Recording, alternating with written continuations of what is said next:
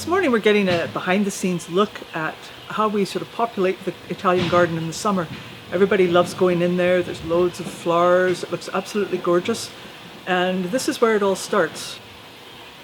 We start around March 1st, sowing seed, taking cuttings, and growing these plants on to be put out usually around the end of May. So as you look now, we are second week in May and things are just starting to get ready. We generally don't plant until that third weekend in May, which is when we're sort of guaranteed frost-free and it will be warm enough to get things going. These are now just getting ready to put out, and we will be starting in another week. Here we have the humble petunia, and for a long time I was off petunias, I think really going back to a childhood incident where I was stung by a wasp while I was deadheading them. So it was years before I really began to appreciate what a useful plant it is. It blooms away like mad. If it gets a little straggly, you cut it back and it just comes right back. It has very little requirements for what it gives us. Here we have what is close to a black flower. It's not really black. It's actually a very deep purple. It's an unusual color, and I find one of the reasons that we grow all our plants here is for some of the things we grow, we couldn't buy them. They might be available by seed, but we couldn't buy them commercially because it's not something you would find in the garden center regularly, or it doesn't flower well in a small pack, so therefore they don't grow it because they need things that show color at a very young age. So this, growing it ourselves, allows us to really pick what we want to grow and do a good job of growing it, so when we do put it out, everything is at its peak. We're standing down in the Japanese garden and we're beside the Wisteria gazebo.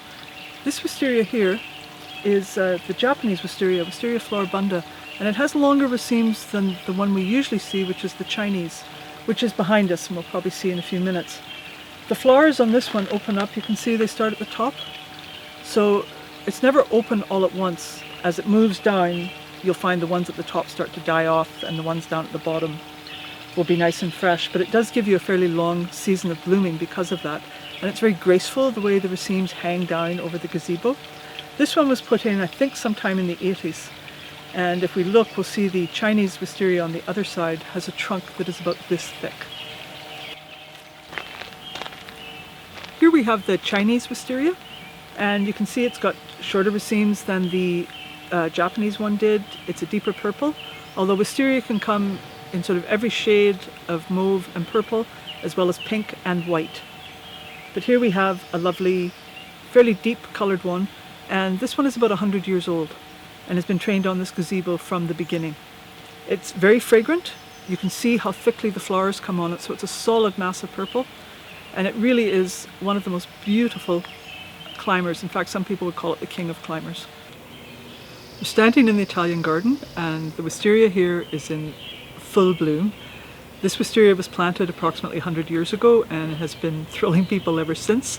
At its base is planted as well some Spirea Van Hootii, which gives a nice white counterpoint to the mauve. Again, the fragrance here, it covers the loggia. We prune it once a year, usually in February, where we cut it back fairly hard to 2 buds, all the new growth. And the result is what you see here today, this gorgeous display of flowers.